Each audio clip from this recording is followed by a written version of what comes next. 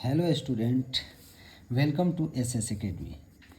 आज हम लोग अपने इस चैनल में एक बहुत ही महत्वपूर्ण टॉपिक का चर्चा करने जा रहे हैं और यह महत्वपूर्ण टॉपिक है परमाणु संख्या 1 से 18 तक के तत्वों का इलेक्ट्रॉनिक विन्यास ज्ञात करना। इस टॉपिक से अनेक सवाल मैट्रिक के बोर्ड एग्ज़ाम में आते हैं और 9th के स्टूडेंट्स के लिए भी ये बहुत ही महत्वपूर्ण है। तो स्टूडेंट्स, आज हम लोग यह देखेंगे कि किस तरह से परमाणु संख्या 1 से लेकर 18 तक के तत्वों का इलेक्ट्रॉनिक विन्यास ज्ञात कर सकते हैं। इसको ब्यूरी लॉ भी कहा जाता है। जैसे यहाँ आप देख सकते हैं कि लिखा गया है परमाणु संख्या 1 से 18 तक के तत्वों का इलेक्ट्रॉनिक विन्यास ज्ञात करना।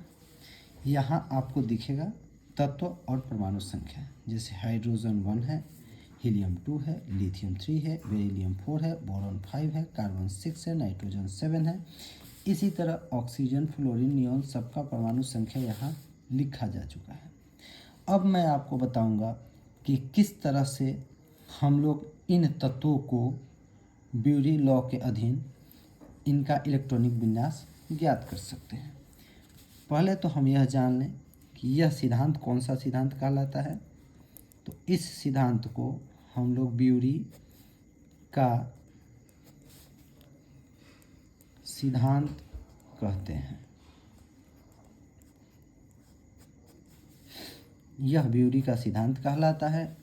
अब इसके बारे में हम यह चर्चा करेंगे कि आखिर किस तरह से हम 1 से 18 तक के तत्वों का इलेक्ट्रॉनिक विन्यास ज्ञात कर सकते हैं। तो स्टूडेंट्स, पहले हम यह जान लें कि किसी भी परमाणु को ब्यूरी लॉ के द्वारा विभिन्न कक्षाओं में बांटा जाता है। और ये कक्षाएं कौन कौन सी है? तो ये कक्षाएं जो होती हैं उन्हें के, एल, एम तथा एन और इसी तरह से आगे भी अनेक कक्षाओं में बांटा जाता है। अब बात यह है कि हम यह जानेंगे कि किस तरह से हम किस कक्षा में कितने इलेक्ट्रॉन रखेंगे। तो इसके लिए हमारे पास एक सूत्र होता है। वह सूत्र कौन सा है? तो अधिकतम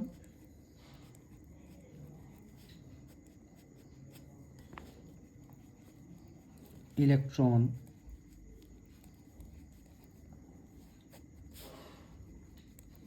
की संख्या बराबर 2n²। अधिकतम इलेक्ट्रॉन की संख्या बराबर 2n²। यह सूत्र है जिससे आप किसी भी कक्षा में के, एल, एम, एन किसी भी कक्षा में कितने अधिकतम इलेक्ट्रॉन रखा जा सकता है इसकी जानकारी ले सकते हैं। जैसे मैं आपको यहाँ बताता हूँ। जैसे यहाँ n क्या है? तो n जहाँ n कक्ष की संख्या है, ठीक है, कक्ष की संख्या है। अब यहाँ हम लोग जानेंगे कि आखिर इसको निकालते कैसे हैं, किस कक्षा में कितने अधिकतम इलेक्ट्रॉन होंगे, इसे निकालने का क्या प्रोसेस है, कैसे जानेंगे। तो इसके लिए देखिए, जैसे के कक्षा में अधिकतम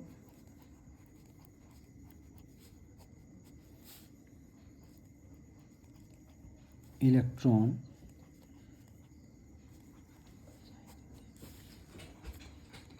की संख्या, के कक्षा में अधिकतम इलेक्ट्रॉनों की संख्या। तो की कक्षा कौन सी कक्षा होती है? तो ये प्रथम कक्षा है, एल द्वितीय कक्षा है, एम तृतीय कक्षा है और एन चतुर्थ कक्षा है। इसी तरह इसमें कितने इलेक्ट्रॉन आएंगे? तो इसके लिए हम लोग यही सूत्र का उपयोग करेंगे, 2n²।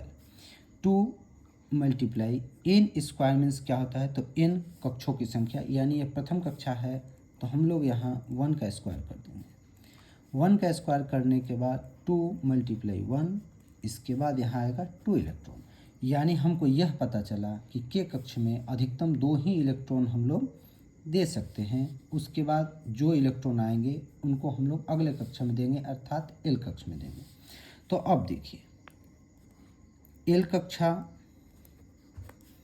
में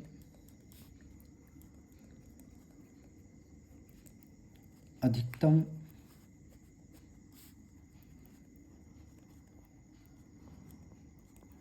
इलेक्ट्रॉन की संख्या, अधिकतम इलेक्ट्रॉन की संख्या, तो एल कक्षा कौन सी कक्षा है? ये हमारी दूसरी कक्षा है, इसलिए हम लोग एन की जगह पे 2 रखेंगे। 2 इंटू एन की जगह पे 2 रखेंगे, चूँकि ये दूसरी कक्षा है इसलिए यहाँ एन की जगह पे 2 रखेंगे। तो 2 2 जा 4 हो जाता है, यानी 2 × 4 = 8 इलेक्ट्रॉन।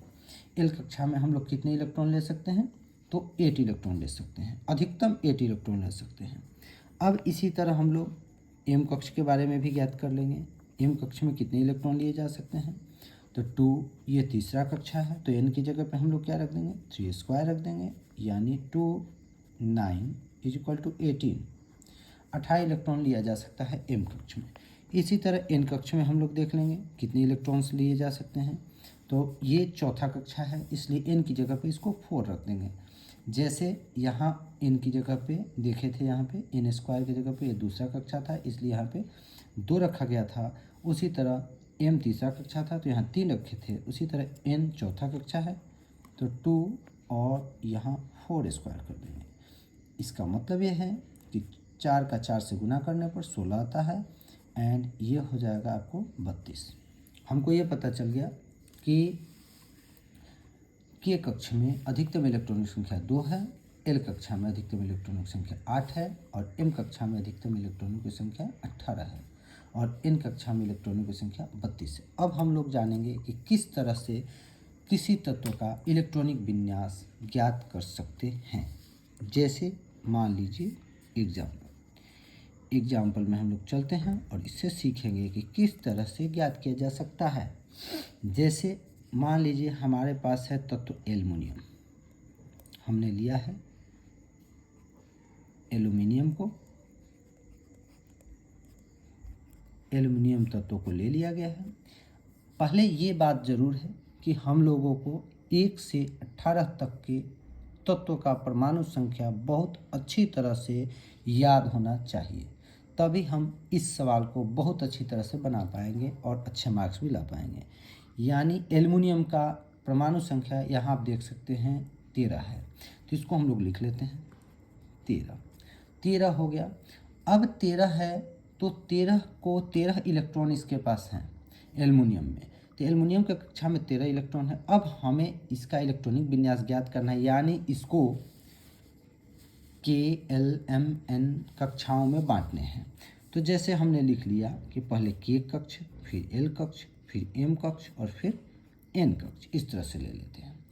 अब 13 में हमको देखना है कि इसके पास कुल इलेक्ट्रॉन कितने हैं? 13, और K कक्ष का अधिकतम परमाणु इलेक्ट्रॉनों की संख्या कितनी है? 2।